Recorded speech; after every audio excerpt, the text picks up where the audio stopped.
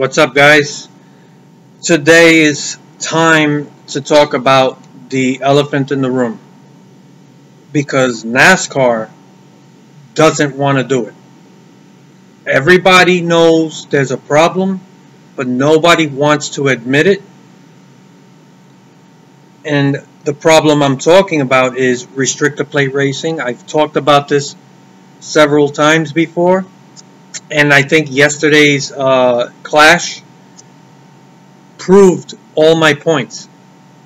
And I've been saying this for a long time, but restrictor plate racing is outdated. It's awful. It doesn't put on a good show. And I'm going to explain why, but really, you saw everything wrong with restrictor plate racing in the clash race. And everybody that covers this stuff, they've all admitted that it was a horrible, horrible race. But some of these same people are trying to convince you that even though the race was horrendous, that it still had entertainment value. And they're full of shit. So let's look at the race. What you got is what I've said is always the case. You get 3 hours. Well, it was shorter because it was the clash yesterday. But what you normally get is hours of cars running in a line. In a conga line, right? Because of the aerodynamics. You can't get out of line because you'll just fall back. And these cars are bunched up so close together that you're afraid to make moves. So this is all due really to the design of the racetrack. Now, years ago, the racing used to be really good. And when I say years, I'm going back generations, right? The last time that Daytona and Talladega put on really good races consistently was, you have to go back at least 40 years. And the cars were different. The technology was different. Aerodynamics always played a part, but it wasn't as pronounced because of the technology. As time went on, aerodynamics just played a much bigger role as the years went on. Aerodynamics in racing is an enemy of racing, in my opinion, right? It's the one thing you want to have the least impact. You don't want races where aerodynamics play a big role. So when you look at a lot of the races people really love, like road courses and short tracks, those races, aerodynamics play a very, very small part. It's really mechanical grip, the driver ability, the setups on the cars, the decisions made on the pit box, the crews, how they work. Those are the things that normally decide these types of races. As you get to bigger tracks, aerodynamics plays a bigger role, but it's livable. You still can get good racing at 1.5 miles, even 2-mile tracks. The problem is really at Daytona and Talladega. And it's not just the restrictor plates, right? A lot of people for years blamed restrictor plates. That does play a part in it, but it's not the only factor, and I don't really think it's the most important factor. I think it's just the aerodynamics. The fact that you can run wide open and never lift on a racetrack is a bad thing. That is not conducive to good racing. Good racing involves having to lift. You shouldn't be able to hold the throttle wide open into corners, out of corners. And Daytona and Talladega are designed to do that. So that alone makes the racing worse. The aerodynamics causes these cars to bunch up and stay in packs. And really, the fact that as a driver or a racer, you can't have success without someone's help. You cannot move forward without draft, whether it's someone in front of you or behind you pushing, you cannot make moves unless a hole opens up, right? Because you're in a pack. There is more luck and outside forces playing a role into the success of these drivers than in any other race. That all combines to kill the racing. What you're watching doesn't feel like racing at all. You might as well pick a name out of a hat. Which, by the way, it's no coincidence that you do see names that they can't compete anywhere else. But at Daytona and Talladega, it kind of evens the field. And I know at first glance that sounds like a good thing, but it's really not. It really highlights the fact that it has so much more to do with other factors other than the actual drivers and the setups on these cars and the teams. It's a highlight that's an issue. When guys that are ineffective everywhere can show up here and actually have a shot. So yeah, I get that there's some excitement there that, hey, you know, it kind of throws something into the mix. But really, what you end up watching is hours of cars in a conga line. And then the only form of excitement is that there might be a wreck, a huge wreck, and the last couple of laps. And it's what I consider manufactured racing. It's a lot of things that shouldn't play a role that creates a certain atmosphere. So when you watch these races, they are incredibly boring. They put you to sleep. And at the end of the race, first of all, the last couple of laps are always the most exciting because that's when people are forcing the issue because there's only a couple of laps left. This is the time you have to make a move. It's all or nothing. So it creates a phony sense of drama, right? There is drama there, but it's forced. It's forced by the nature of restricted plate racing. That there's two or three laps left, you gotta go. So now you're taking chances that you can't take throughout the race, but you have to do it because time's running out. So of course it creates a sense of drama, but it's forced. And you always get these huge wrecks at the end, and you never know who's going to win till the last second. So yeah, there is some excitement there. Is it worth sitting through 3.5, sometimes 4 hours of a 500-mile race or something like that? It's not. And that becomes the narrative. After a race is over, nobody's talking about how boring it was for 4 hours. Everyone's talking about, did you see that wreck at the end? Did you see this guy block this guy or cause this huge wreck? And look, this guy took this guy out and won. And you know, you're talking about literally 2, maybe 3 laps of action. That's it.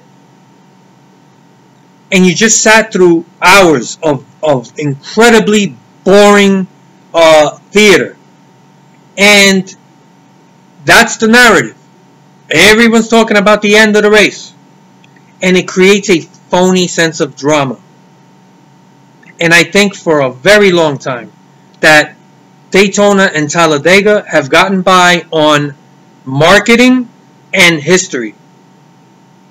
And just name recognition. The worst races every year in the entire schedule are always Daytona and Talladega. They're the worst. When you look at from the start of the race to the end, how boring those races are. You know, people, they complain a lot about other racetracks and other races and stuff, and for years I've said it's not that bad. I think it's being overblown, but people focus on that, and they talk about we want more short tracks and more road courses in the schedule, and maybe we should eliminate a race here or a race there. Nobody ever mentions Daytona and Talladega, the worst races on the schedule. And NASCAR, They've been avoiding this forever. NASCAR, Daytona and Talladega have not produced good racing in almost 40 fucking years.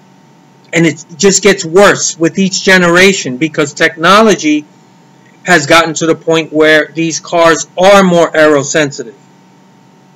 And there's nothing that can be done about it. You can't go back. The genie's out the bottle. They're not going to just go back and put old, boxy looking cars that are higher off the ground and remove restrictor plates and all that because it's better racing. They're not going to do that because it's dangerous. And I'm not advocating for that. I like the safety. I don't want people to be in danger. Which brings me to my other point, which really pisses me off. These people that, that were talking about how awful the race was, admitting it, but reminding you that it was still excitement in it because of the wrecks, which is bullshit. So let's just say for a second that you want to take that as a given. Okay, I'm going to concede to you that accidents and wrecks are exciting. If you're going to accept that, then it's only fair that you analyze the wrecks themselves. You can't just say that because there's a wreck, it automatically equals excitement. And I'm going to make the case right now that how often do you see wrecks that are actually really exciting? Something everyone's talking about. And just look at the last 15 years, right? I'm going to say about 15 years because it's been a long time since we've actually seen the type of wrecks that everyone talks about. And I'm talking about cars flying in the air, launching into the fence, rolling over like 20 times. Everyone remembers that Ryan Newman flipping when he was driving that Alltel 12 car for Penske, and that car was rolling and flipping in the air, and even the entire rear end of the car, all the parts of the car were flying all over the place.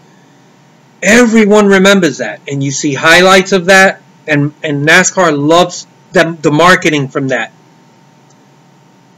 When was the last time you saw something like that within the last 15 years? Really? I remember maybe 2 incidents. There was one between Carl Edwards and I think it was Brad Keselowski, and that incident with, I think, Austin Dillon a few years ago where his car flew into the catch fence and completely was obliterated. The engine was somewhere in the stands or something like that. I seem to remember. That was something that you could make a case was exciting. Now, I'm not advocating for it. I don't want to see that stuff because, to me, if you are willing to risk the lives of these drivers because you think it's worth seeing something like that every time there's a restrictor plate race, I think you're a fucking asshole. I don't need that. But this is strictly addressing those people who are making this stupid case that even though this race yesterday was awful, it was still exciting because look what happened with all these wrecks. So I'm analyzing the wrecks themselves. I'm taking your word for it that all these wrecks are exciting. So I'm going to criticize, I'm going to challenge that. So when you look at these wrecks that we've seen like in the past 15 years, other than those examples I just brought up, those are very rare cases. How exciting are these wrecks really? I saw every wreck yesterday. Not one of them was exciting. First of all, cars aren't flipping over. They're not flying through the air. They're not flipping 1,000 times. There wasn't any point where I was worried about a driver's safety. So you see the cars, they're all side by side and front to back crashes. Right? None of them are flipping over, anything like that. How exciting is that? Yeah, you're watching some metal get twisted and stuff like that, but really, are you 5 fucking years old that's exciting to you? Maybe live at the race it's a little more exciting. I honestly don't think it's exciting at all. I challenge the notion that those wrecks are excitement. So, just going by some of these people's analysis of what was entertainment, I think they're wrong on that point. This isn't exciting to me. Just cars sliding around and side by side. Really, it's like dominoes on a table and somebody's, scrambling the dominoes. They're not flipping all over each other. They're just hitting each other side by side and twirling around. That's not excitement. Is it worth sitting through 2, 3, 4 hours of boring cars in a line, nothing happening, and just to see those couple of moments of these so-called exciting wrecks? I say the answer is no. And that really bothers me when I see these guys admit that this was a fucking shit show, but they're telling you, but still, it's exciting. They're trying to sell you on that. It's not fucking exciting. It might be exciting to a fucking 5-year-old. It's not exciting. And one YouTuber yesterday made a really good point. He said that these races are a test session for these upper teams. And he's right. They already have a big advantage. Do we need to give them a bigger advantage by letting them run all these laps that they use as a test session?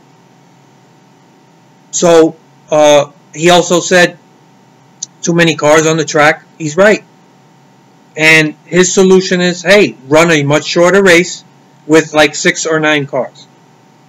And that's a very, very good suggestion. But I would take it further. And my suggestion is, why run it at all? And I know this is going to make people say, you're crazy. We want this, blah, blah, blah. It's boring. This is outdated. We don't need this shit. And NASCAR forever, actually, throughout their existence, has used Daytona as a marketing tool. And the reason that it bothers me is because the worst racing, in my opinion, are the Talladega Daytona races. That's 4 times a year. And, most importantly, the Daytona 500 is billed as the Super Bowl of NASCAR. It's the biggest thing ever. So, if you're a casual fan, I'm not talking about hardcore NASCAR fans like myself, who are going to tune in, but the casual fans that you're hoping would tune in to watch this huge event and walk away saying, I like this. I think I really like NASCAR racing. I'm going to start watching every week. That's what you hope would happen. But what really happens is people tune in, don't know anything about NASCAR, but everyone knows about the Daytona 500 because they market the hell out of it, and they show you these old wrecks from many, many years ago. They show you Ryan Newman flipping. They show Yarborough and Allison fighting on the infield from 1979. And all this stuff that happened generations ago. And they still use that to market the Daytona 500. And then when a casual fan tunes in, what they really get is 3-4 hours of a conga line of cars just going lap after lap after lap after lap, and everybody maintaining these conga lines. And people are sitting there bored to death saying, I don't get it. Then they see a wreck. That is maybe the highlight for them. For a casual fan saying, ooh, look, oh my God, look at all those cars. They're all wrecked. Oh my God, this is crazy. Okay, I'll concede. There's that moment. But, really, also, the tracks that have the most red flags are Daytona and Talladega. So, you imagine sitting for hours, and then there's another half hour tacked on of a red flag because of a massive wreck, and everybody's sitting around waiting for the race to restart, and they're going through the whole thing of cleaning up the racetrack, getting all these cars out, checking these drivers, getting everything ready to restart. And there's a red flag condition, and you're sitting around, and a half hour goes by, sometimes longer. This is what you get at restrictor plate races. Once in a blue moon, there's a red flag condition at another track, but that's very rare. So this is what Daytona and Talladega produce. And my thing is, NASCAR, if they're serious about getting casual fans to come into the sport and enjoy what they're watching, they seriously need to reconsider having 4 restrictor plate races on the schedule. And I don't think anyone's going to agree with me, by the way. I know a lot of people are going to disagree with the things I'm saying, but personally, when people talk about sacrificing races at certain tracks so that they can maybe add a short track or a road course, my first thought is Daytona and Talladega. Now, I get it. The Daytona 500, it's not going away. They don't care how bad it gets. It's the biggest marketing tool for NASCAR. It's tradition. Really, that's the only reason this thing is viable. So they're not going to get rid of it. The Daytona 500 is going to stay. They're going to keep marketing it. They're going to keep trying to come up with new solutions. They've changed the rear wing. They've made all kinds of changes to these cars every year, doing this, that the restrictor plate racing actually gets better, and it never does. It never does. So I think that we're too far along in terms of technology, that there's just no way that you're ever going to make these races interesting. I don't know what to expect from the next gen car. There's a lot of hopes for it, and I got my fingers crossed. Is that going to produce better restrictor plate racing? Only time will tell. And I truly hope that I'm wrong. That it turns out with this next gen car, they figure something out, and there is separation between these cars. Maybe they got to actually lift, and it kind of brings back some old school racing. But that's a stretch, man. You're really hoping to hit the lottery with that. But personally, okay, you're forced to keep the Daytona 500. I accept that. Talladega is same thing. You're going to have to keep one of those races at least, just for tradition's sake. But you don't need 4 on the schedule. That Pepsi 400 in July, I know people are going to make a case for that, and it's tradition. Fuck tradition. I would change that. Get rid of that fucking race. You run Daytona one time, Daytona 500, that's it. And one time at Talladega in the year, and that's it. Now maybe you take the Daytona 400, the Pepsi 400 or whatever, and you make it a Talladega race. So you still got a restrictor plate race in July, 4th of July weekend, but it's at Talladega. And that's it. I don't want to see another restrictor plate race the rest of the year on the schedule. One apiece, that's it. Having to sit through that, and it's a fucking lottery. You could pick a name out of a hat. Anybody could fucking win. It shouldn't even be a points race. I don't think it's fair. There's not much else I can say. I think I've said everything I could possibly, and I've talked about this in the past, and that Clash race yesterday, it made every point I've ever made about restrictor plate racing for me. It did. So those are my thoughts. I don't think NASCAR is ever going to do anything about it.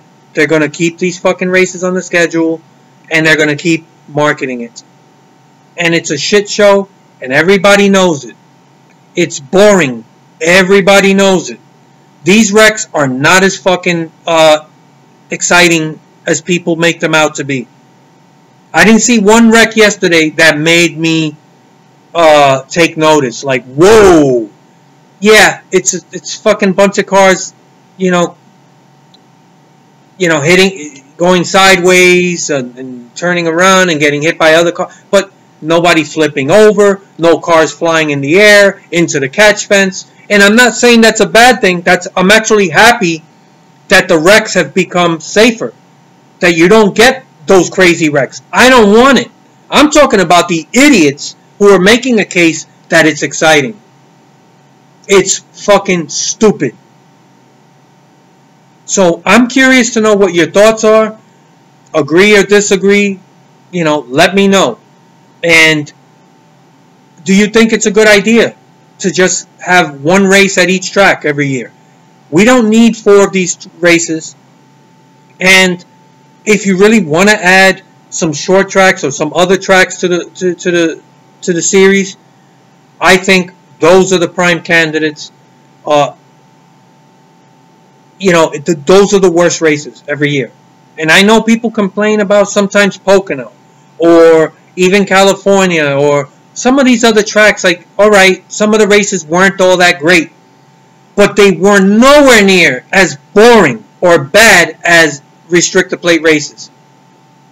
And that's my opinion. So those are my thoughts.